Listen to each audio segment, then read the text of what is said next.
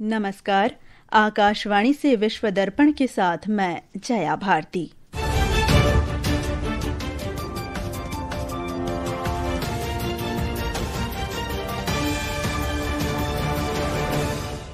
मुख्य समाचार। राष्ट्रपति द्रौपदी मुर्मू 2 अफ्रीकी देशों अंगोला और बोत्सवाना की 1 सप्ताह की राजकीय यात्रा पर रवाना हुई।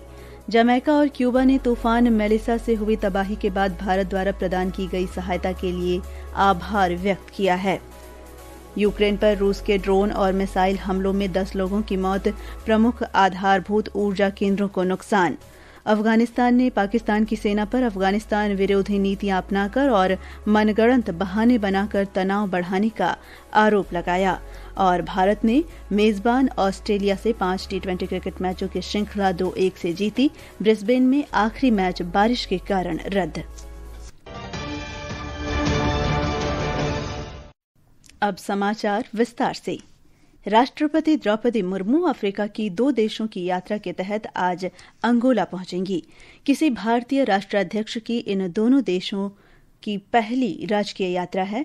यह यात्रा अफ्रीका के साथ संबंधों को प्रगाढ़ करने और ग्लोबल साउथ के देशों के साथ साझेदारी मजबूत करने की भारत की प्रतिबद्धता को दर्शाती है। हमारे संवाददाता ने बताया है कि यात्रा के पहले चरण में राष्ट्रपति द्रौपदी मुर्मू अंगोला के राष्ट्रपति जोआओ लोरेंको के साथ द्विपक्षीय वार्ता करेंगी। वे अंगोला की संसद को संबोधित करेंगी और अंगोला की स्वतंत्रता की 50वीं वर्षगांठ को समारोह में भाग लेंगी। यात्रा के दूसरे चरण में 11 से 13 नवंबर तक राष्ट्रपति बोत्सवाना में रहेंगी। एक रिपोर्ट।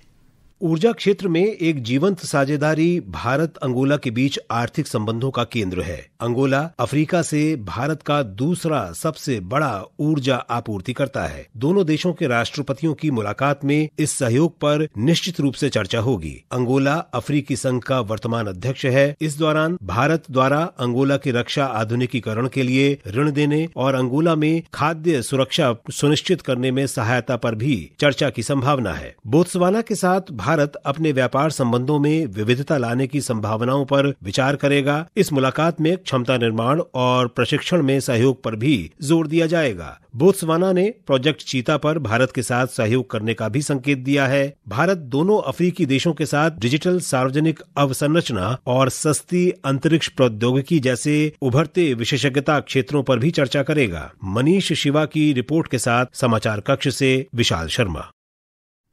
अल्पसंख्यक कार्य मंत्री किरेन रिजिजू सऊदी अरब के साथ द्विपक्षीय हज समझौते पर हस्ताक्षर करने और हज 2026 की तैयारियों की समीक्षा करने के लिए जेद्दा पहुंच गए हैं। उन्होंने एक सोशल मीडिया पोस्ट में कहा है कि वे हज प्रबंधन पर सहयोग को मजबूत करने के उद्देश्य से होने वाली चर्चाओं के लिए उत्सुक हैं। अल्पसंख्यक कार्य मंत्रालय ने हज 2026 के लिए ऑनलाइन आवेदन शुरू कर दिए हैं। जमैका और क्यूबा ने कैरिबियाई क्षेत्र में आए भीषण तूफान मेलिसा के बाद भारत द्वारा प्रदान की गई सहायता के लिए आभार व्यक्त किया है। एक रिपोर्ट। भारत ने तूफान के बाद राहत कार्यों में तेजी लाने के लिए जमैका और क्यूबा को सहायता सामग्री भेजी है। दोनों देशों के नेताओं और विदेश मंत्रालयों ने भारतीय पक्ष की ओर से भेजी गई सहायता को महत्वपूर्ण बताया। जमैका की विदेश मंत्री कामिना स्मिथ और स्थायी सचिव राजदूत शीला सिली मोंटेथ ने इसके लिए भारत सरकार का आभार व्यक्त किया है। विदेश मंत्री डॉक्टर सुब्रमण्यम जयशंकर ने सोशल मीडिया पोस्ट में कहा कि भारत इस कठिन समय में जमैका के लोगों के साथ एकजुटता से खड़ा है। भारत में क्यूबा की राजदूत जुआन कार्लोस मार्सन ने एक सोशल मीडिया पोस्ट में भारत द्वारा भेजी गई सहायता की प्रशंसा की। पिछले लगभग 150 वर्षों में ये इस क्षेत्र में आया सबसे भीषण तूफान है। शुरुआती अनुमानों के अनुसार इससे जमैका की जीडीपी को लगभग 30% का नुकसान हुआ है। विश्व दर्पण के लिए वैष्णवी। रूस द्वारा किए गए ड्रोन और मिसाइल हमलों में यूक्रेन के 3 क्षेत्रों में 10 लोगों की मौत हो गई और प्रमुख ऊर्जा अवसंरचना सुविधाओं को नुकसान पहुंचा। खबरों के अनुसार हमले में 28 लोग घायल हुए हैं। यूक्रेन के राष्ट्रपति वोलोदिमीर जेलेंस्की ने कहा है कि रूस ने 450 से ज्यादा ड्रोन और 45 मिसाइलें दागी हैं। यूक्रेन की सेना ने बताया कि हवा, जमीन और समुद्र से दागे गए ड्रोन और मिसाइलों ने महत्वपूर्ण ठिकानों को निशाना बनाया। इस बीच रूस के रक्षा मंत्रालय ने कहा कि उसकी वायु रक्षा प्रणाली ने यूक्रेनी सेना द्वारा दागे गए 2 निर्देशित हवाई बम और 178 मानव रहित हवाई वाहनों को मार गिराया। अफगानिस्तान में पाकिस्तानी सेना द्वारा 3 घरों पर किए गए हमले में 6 नागरिक मारे गए हैं और अन्य 5 घायल हो गए हैं। खबरों के अनुसार तोपखाने और मोर्टार के गोले रिहायशी और व्यावसायिक इलाकों में गिरे, जिससे व्यवसायों और घरों को नुकसान पहुंचा। अफगान अधिकारियों ने पाकिस्तान पर संघर्ष विराम का उल्लंघन करने का आरोप लगाया है। यह हमला ऐसे समय में हुआ है जब इस्तांबुल में पाकिस्तान और तालिबान अधिकारियों के बीच शांति वार्ता गतिरोध समाप्त हो गई है। अफगानिस्तान ने पाकिस्तानी सेना पर अफगानिस्तान विरोधी नीतियां अपनाने और मनगढ़ंत बहाने बनाकर तनाव बढ़ाने का आरोप लगाया है। तालिबान के प्रवक्ता ज़बीहुल्लाह मुजाहिद ने एक बयान में कहा कि पाकिस्तानी सेना के कुछ गुट अफगानिस्तान की स्थिरता को अपने हितों के खिलाफ देखते हैं, क्योंकि उन्हें लंबे समय से अफगानिस्तान में अस्थिरता का फायदा मिल रहा है। इस बीच अफगानिस्तान और पाकिस्तान के बीच शांति वार्ता बिना किसी नतीजे के समाप्त हो गई है। अफगानिस्तान की तालिबान सरकार ने इस गतिरोध के लिए इस्लामाबाद के गैर जिम्मेदाराना और असहयोगी रवैये को जिम्मेदार ठहराया है। विश्व दर्पण समाचार आकाशवाणी से प्रसारित किए जा रहे हैं। ताज़ा समाचार जानने के लिए आप हमारे social media handle X @AIR News Hindi को फॉलो कर सकते हैं। विश्व दर्पण में आपका फिर स्वागत है। भारत से लाए गए भगवान बुद्ध के पवित्र अवशेषों के एक हिस्से को थिम्पू के प्रमुख आर्ट ताशिचुंग में प्रतिष्ठित किया गया। इस मठ को भूटान का सर्वोच्च आध्यात्मिक और राजनीतिक संस्था का केंद्र माना जाता है। थिम्पू स्थित भारतीय दूतावास के अनुसार भूटान के प्रधानमंत्री शेरिंग तोब्गे, हिमालयी साम्राज्य के अन्य मंत्री और केंद्रीय मठ निकाय के वरिष्ठ लोपेन भारत के सामाजिक न्याय और अधिकारिता मंत्री वीरेंद्र कुमार के साथ इस प्रतिष्ठापन समारोह में शामिल हुए। यह प्रधानमंत्री नरेंद्र मोदी की मंगलवार से शुरू हो रही 2 दिन के भूटान यात्रा से पहले हुआ है। थिम्पू स्थित भारतीय दूतावास ने कहा है कि भगवान बुद्ध के पवित्र अवशेषों को पारंपरिक चिपड्रेल जुलूस, प्रार्थनाओं, समारोहों और गार्ड ऑफ ऑनर के साथ ताशिंग छोजोंग के ग्रैंड क्वेनरे हॉल में प्रतिष्ठित किया गया। नोबेल पुरस्कार विजेता वैज्ञानिक जेम्स वॉटसन का निधन हो गया।